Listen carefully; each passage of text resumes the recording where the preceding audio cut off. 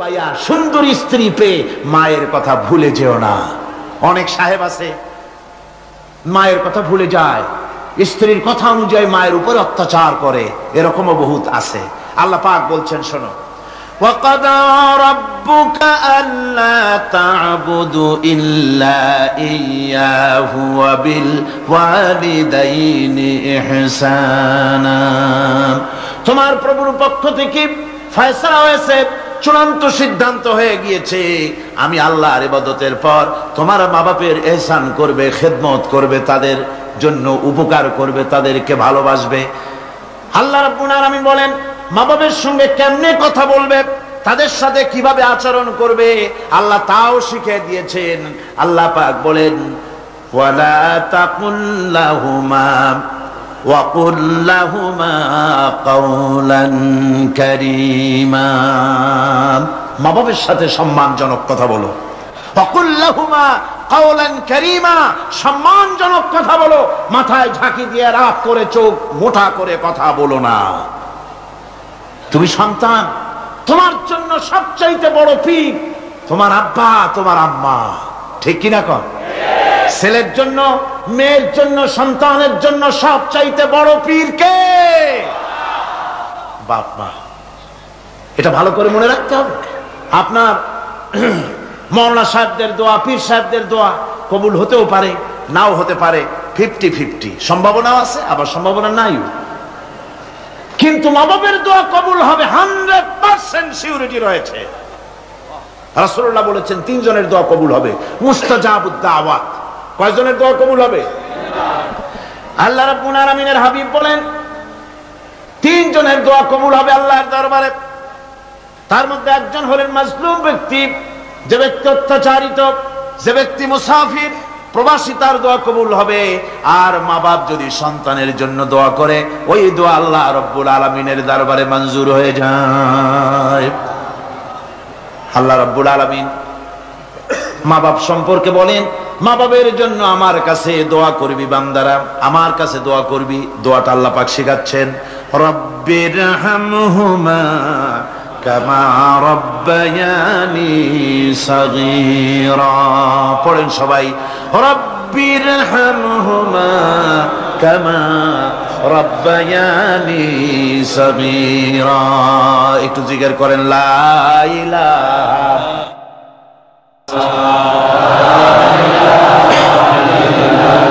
লা ইলাহা ইল্লাল্লাহ, লা ইলাহা ইল্লাল্লাহ, লা ইলাহা ইল্লাল্লাহ, লা ইলাহা ইল্লাল্লাহ মুহাম্মাদুর রাসূলুল্লাহ। আমার ভাইরা, আল্লাহ পাক শিখাচ্ছেন, বান্দা তোর মা বাপের জন্য আমার কাছে দোয়া কর। আল্লাহ রব, আয় আমার প্রভু, আমার মা বাপ যেমন ছোটবেলায় আমাকে স্নেহের কোলে লালন পালন করেছে, আয় আমার আল্লাহ তুমি আমার মা বাপকে তোমার রহমতের কোলে লালন পালন করো। আল্লাহ শিখাই দিয়েছেন। আমার ভাইরা, প্রত্যেক নামাজের পরে এই দোয়াটা ভুলে যাবেন না। ভুলে যাবেন? ভুলে যাবেন? আমার ভাইরা, আমার বোনেরা, সবাই প্রত্যেক নামাজের পরে পড়বেন, রব্বিরহামহুমা কামা রব্বায়ানি সাগীরা। এই দোয়া করতে কেউ ভুলে যাবেন না। আল্লাহ রাব্বুল আলামিন বলে, বান্দারে ওয়া ওয়াসাইনাল ইনসানা বিওয়ালিদাইহি ইহসানা হামালাতুহু উম্মুহু কুরহা ওয়া ওয়াদাতুহু কুরহা। আল্লাহ পাক বলেন, আমি পৃথিবীর সমস্ত মানব মণ্ডলীকে উপদেশ দিয়েছি, মা বাপকে সম্মান করো, শ্রদ্ধা করো, তাদের উপকার করো। তার কারণ হলো তোমার মা তোমাকে গর্ভে ধারণ করেছে অত্যন্ত কষ্টের সাথে। আল্লাহ বলতেছেন, মা তোমাকে গর্ভ ধারণ করেছে অত্যন্ত কষ্টের সাথে, এরপরে তোমাকে ডেলিভারি করেছেন অত্যন্ত কষ্টের সাথে, তোমাকে ডেলিভারি করেছেন। গভীর রাত্রে মানুষ সব ঘুমায় যায়, গর্ভবতী মা ঘুমাতে পারে না, সন্তান পেটের ভিতরে, হাঁটু দিয়া গুতা মেরেছে, পা দিয়া লাথি মেরেছে। মা চরম শীতের রাত্রে, প্রচন্ড শীতের রাতে গায়ের লেপটা সরায় দিয়া মা একবার দাঁড়ায়, আর একবার বসে, একবার দেওয়ালের সাথে হেলান দিয়া দাঁড়ায়। কষ্ট করে রাতটারে কাটায় দেয়। আবার সারাদিন সংসারের জন্য কাজ করেছেন, রান্না বান্না করেছেন মা, সকলকে খাওয়াইয়া মা শেষের দিকে খেতে গেছেন। যখন নিজে খেতে গেলেন, খাবারের ক্ষুধা নিয়ে পেট ক্ষুধা নিয়ে খেতে বসেছেন, পেটের ভিতরে সন্তান লাথি মেরেছে, পেটের মধ্যে ঘুষা মেরেছে, হাঁটু দিয়া গুতা মেরেছে, ভরা পেটে পেটের ভিতরে সন্তান গুতা মারলো হাঁটু দিয়া মাথা দিয়া। মা ক্ষুধা রয়েছে পেটে, খেতে পারলেন না, বেদনা শুরু হয়েছে। খাবারের থালাটা ঠেলে দিয়ে মা দাঁড়ালেন, বসলেন, চোখের পানি ফেললেন। এভাবে করে মা একটা দুইটা দিন নয়, 10টি মাস পর্যন্ত সন্তানটাকে পেটের মধ্যে নিয়ে, একটা জীবিত মানুষ আর একটা জীবিত সন্তান পেটের মধ্যে নিয়ে নড়াচড়া করছেন, চলাফেরা করছেন। কিতাবের মধ্যে এসেছে রাতের বেলায় মা যে ঘুমাতে পারেন না সন্তানের নড়াচড়ার কারণে, রাতভর ইবাদত করলে যত সওয়াব পাওয়া যেত আল্লাহ ওই সওয়াব মায়ের আমলনামায় লিখে দেন। সন্তান পেটে থাকার কারণে খেতে পারে না, পেট ভরে ক্ষুধায় কষ্ট পায় মা। এই জন্যে 10 মাস ধরে রোজা রাখলে যে সওয়াব হতো আল্লাহ রাব্বুল আলামিন মায়ের আমলনামায় রোজার সওয়াব লিখে দেন। 10 মাস পুরে গেল, সন্তান ডেলিভারির সময় চলে এলো। মায়ের মন বিমর্ষ, সন্তান ডেলিভারি হবে, না জানি মরে যাই নাকি, না জানি অপারেশন লাগে নাকি, কি অবস্থা হবে। মা খেতে পারে না, মুখটা শুকায়া যায়। ডেলিভারির সময় যখন আসে, মা বাবার কাছ থেকে বিদায় নিয়ে যায়, স্বামীকে একান্তে গোপনে ডেকে নিয়ে বলে, প্রাণের স্বামী, দীর্ঘদিন একসঙ্গে ঘর কন্যা করেছি, অপরাধ হয়ে যেতে পারে, আমারে মাফ করে দিও। আমার মনে হয় এবার আমি আর বাঁচবো না। সংসার থাকলো, চাবি থাকলো, সব বুঝে নাও, আমারে মাফ করে দিও।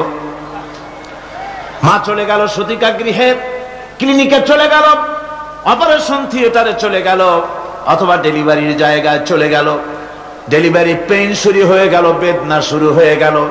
এক একটা বেদনা যেন মায়ের এক একটা মৃত্যু যন্ত্রণা শুরু হয়ে যায়। এমন যন্ত্রণা, প্রসব বেদনা দুনিয়ার ভুক্তভোগী মা ছাড়া আর কেউ জানে না। এই চরম বেদনার ভেতর দিয়ে, চরম কষ্টের ভিতরে মা যখন একটা বাচ্চা প্রসব করলো, জিহাদের ময়দানের মতো মা রক্তাক্ত হয়ে গেলেন, সন্তান দুনিয়ায় এলো। মা তখন অস্থির থাকেন। এত বড় বিরাট কষ্টের ভিতরে আল্লাহ রাব্বুল আলামিন বলেন, সন্তান যখন ডেলিভারি হয়ে গেল, মায়ের মনের ভিতরে আমি তখন এই ফিলিংস, এই টেন্ডেন্সি জাগ্রত করে দিই, দেখ কি হয়েছে। মা তখন দেখতে চায় কি হয়েছে। মায়ের সামনে যখন এত কষ্টের, হৃদয় নিংড়ানো, কলিজার 32টি নাড়ি ছেঁড়া যন্ত্রণার সন্তান যখন মায়ের চোখের সামনে আসে, আল্লাহ পাক বলেন, মা যখন তার ছেলের মুখের দিকে তাকায়, মেয়ের মুখের দিকে তাকায়, আল্লাহ বলেন 10 মাসের পেটে ধরা কষ্ট আর ডেলিভারির সব কষ্ট মায়ের মন থেকে মুছে ফেলে দেই। আল্লাহ রাব্বুল আলামিন বলেন, খবরদার দুনিয়ার মানুষ, এমন মায়ের সাথে নাফরমানি করবি না, এ মায়ের সাথে নাফরমানি করবি না, মাকে সম্মান করবি, মার কাছে দোয়া চাবি। দুনিয়ায় যদি সম্মান চাও, রিজেক্ট চাও, মায়ের পায়ে ধরে কাঁদো। মায়ের জাতি অনেক সম্মান তার। রাসূল করিম সাল্লাল্লাহু আলাইহি সাল্লামকে প্রশ্ন করা হয়েছে, হুজুর খেদমত করবো কার? হুজুর কয় মায়ের। তারপরে কার? হুজুর কয় মায়ের। তারপরে কার? হুজুর বলেন মায়ের। তারপরে কার? তোমার পিতার। 3 গুণ। তোর মায়ের মর্যাদা 3 গুণ বেশি, তোর বাপের চাইতে মর্যাদা বেশি। সুবহানাল্লাহ পড়ে। আর আজকে ইসলামের শত্রুরা তারা বলে যে ইসলাম নারীর অধিকার আদায় করে নাই। নারীর অধিকার ইসলাম দেয় নাই তো কে দিয়েছে?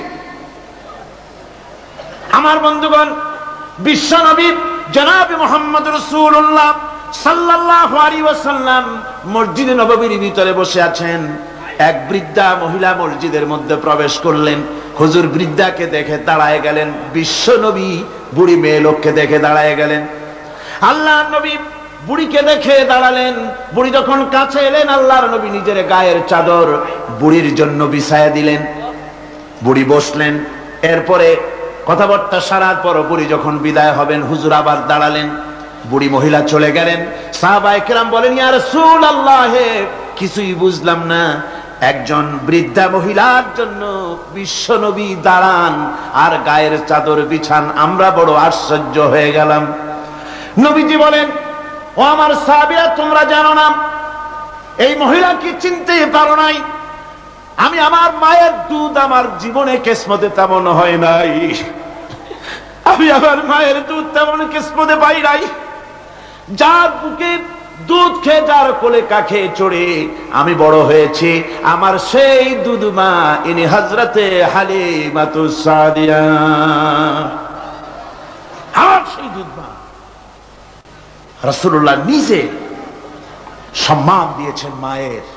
খবরদার, মাকে অসম্মান করবেন না, মাকে সম্মান করবেন, মাকে শ্রদ্ধা করবেন। আমার বন্ধুগণ, আলেম ওলামা পীর বুজুর্গদের জন্য হাদিয়া তো দেন, আপনারা কোনো নিষেধ নাই, দেন। হাদিয়া দেওয়াও সুন্নত, নেওয়াও সুন্নত, দিবেন, আমি কোনো নিষেধ করি না।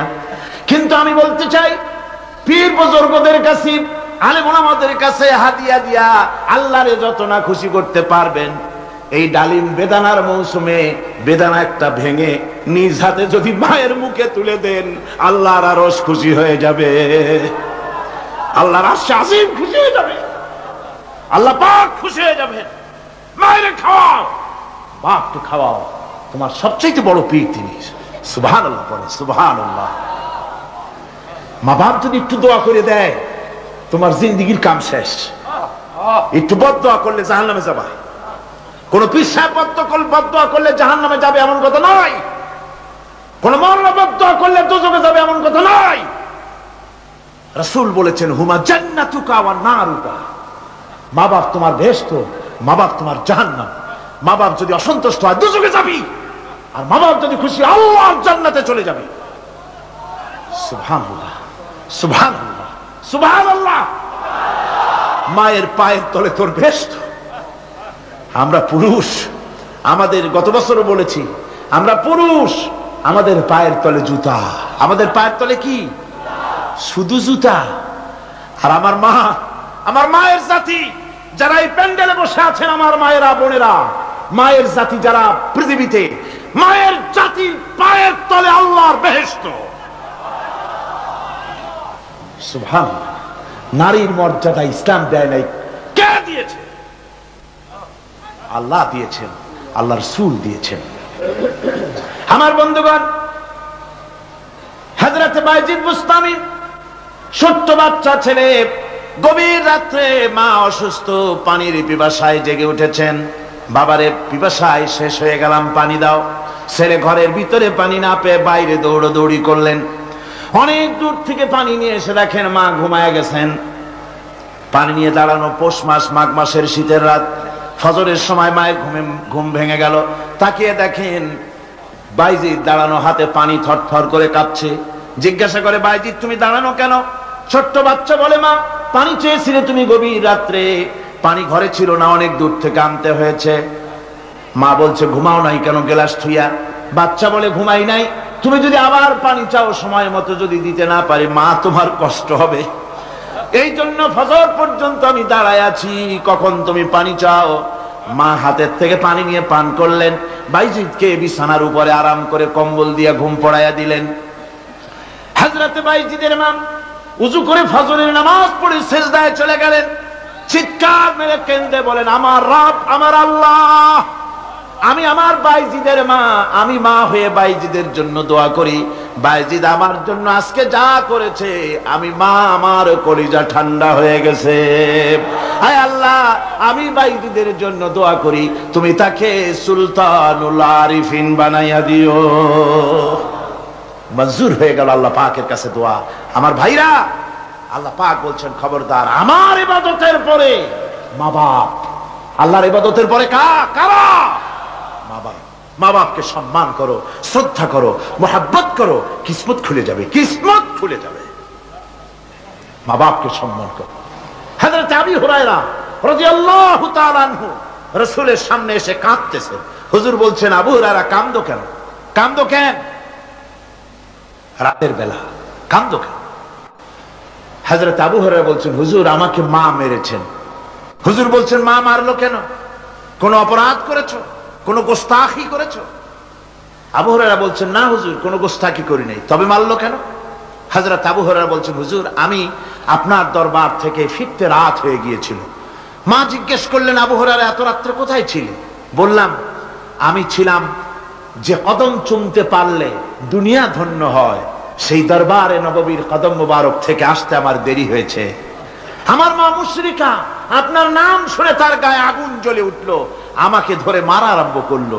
বলল, হয় আমার বাড়ি ছাড়বি আর না হয় মুহাম্মদ সাল্লাল্লাহু আলাইহি ওয়াসাল্লামের দরবার ছাড়বি।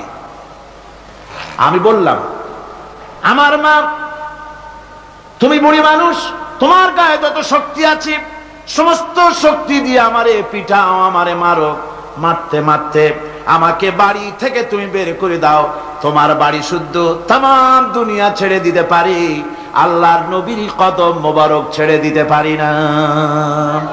হুজুর, আমার মা আমাকে গলা ধাক্কা দিয়ে বের করে দিয়েছেন। হুজুর বলছেন, আবু হুরায়রা, তোমার মা তোমাকে মেরেছে, তুমি আমার কাছে নালিশ করছো? আমার তো এখানে ইন্টারফেয়ার করার কিছুই নেই। সুবহানাল্লাহ, সুবহানাল্লাহ। মা তোমাকে মেরেছে, এখানে আমার করার কিচ্ছু নাই। বিশ্ব নবী বলছেন, এত বড় পাওয়ারফুল নবী, লেজিসলেটিভ পাওয়ার, সারে আল্লাহ তাকে বানিয়েছেন শরীয়ত প্রণেতা। কোরআন শরীফ, কোরআন শরীফে শুধু হালাল ও হারামের, হালাল এবং হারামের, বৈধ এবং অবৈধের সীমারেখা শুধু কোরআনই ঠিক করেনি, রাসূলের জন্য আল্লাহ ছেড়ে দিয়েছেন। আল্লাহ রাসূলও হারাম, হালাল এবং হারামের বৈধ, বৈধতা অবৈধতার সীমারেখা নির্ধারণ করেছেন। এত বড় ক্ষমতা তার, এত বড় পাওয়ারফুল বিশ্বনবী, তিনি বলছেন, মা মেরেছে, আমার করার কিছু নাই। চিন্তা করেন কত বড় কথা, এ কথার লোড কত। হযরত আবু হুরায়রা বলেন, ইয়া রাসূলুল্লাহ,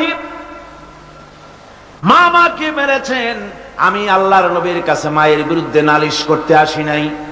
বললেন, কেন এসেছো? হযরত আবু হুরায়রা বলেন, হুজুর এসেছি একটা কারণে।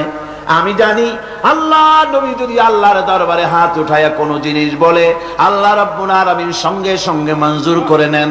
হুজুর আমি এসেছি, মেহেরবানি করে দোয়া করুন আমার মাকে যেন আল্লাহ হেদায়েত নসিব করে দেন। আল্লাহ নবী হাত উঁচু করে বললেন, আল্লাহুম্মা হিদি উম্মা আবি হুরায়রা, আয় আল্লাহ আমি দোয়া করি আবু হুরায়রার মাকে তুমি হেদায়েত নসিব করে দাও। রাসূলুল্লাহ দোয়া করছেন আর আবু হুরায়রা সমানে দৌড়াচ্ছেন। তিনি দৌড়াচ্ছেন, পেছন থেকে কয়েকজনে আবু হুরায়রার জামা টেনে ধরেছে, দৌড়ক। তাদের জানা আবু হুরায়রা খুব ভদ্রলোক মানুষ, কোন ঝড় ঝামেলার মধ্যে থাকে না, রাগ সাগ করে না, চিৎকার মারে না, দৌড় মারে না, এত ভদ্র শরীর, দৌড়ায় কেন? না জানি কোন বিপদ বুঝি ঘটে গেছে। পিছন থেকে জামা টেনে ধরে বলে, দৌড়াও কেন?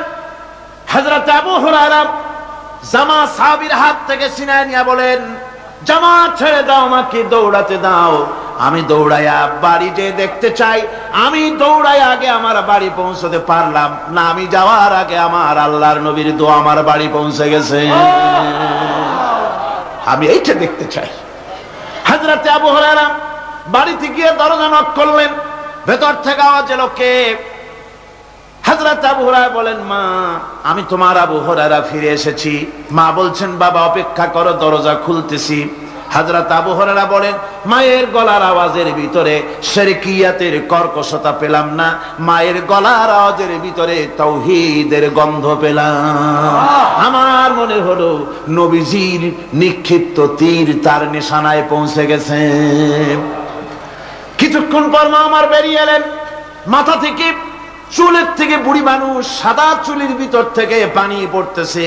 মা বলল, বাবারে তোমারে মারার পর আমি বড় অনুতপ্ত হয়েছি, অনুশোচনা করেছি, আমি গোসল করেছি, মনে মনে ভাবলাম আমার ছেলে তো কোনো খারাপ জায়গায় যায় নাই, কেন তারে মারলাম, আমি বড় লজ্জায় পড়েছি তোমারে মেরে। ও আমার আবু হুরায়রা, আমি গোসল করেছি, পবিত্র হয়ে গেছি, জলদি করে আমাকে নিয়ে চলো বিশ্ব নবী জনাবে মুহাম্মদুর রাসূলুল্লাহর দরবারে। হযরত আবু হুরায়রার মা ঘোষণা করলেন, আশহাদু আল্লা ইলাহা ইল্লাল্লাহু ওয়াহদাহু লা শারীকা লাহু ওয়া আশহাদু আন্না মুহাম্মাদান আবদুহু ওয়া রাসূলুহু। আমার ভাইরা, মা বাপ সবচেয়ে সম্মানের জিনিস। আল্লাহর ইবাদতের পরই মা বাপের খেদমত করতে হবে। আল্লাহ পাক বলছেন, বান্দারে দেখ, মায়ের পেট থেকে আনলাম, মায়ের বুকের মধ্যে মহব্বত পয়দা করলাম, এত মহব্বত দিলাম তোর উপরে,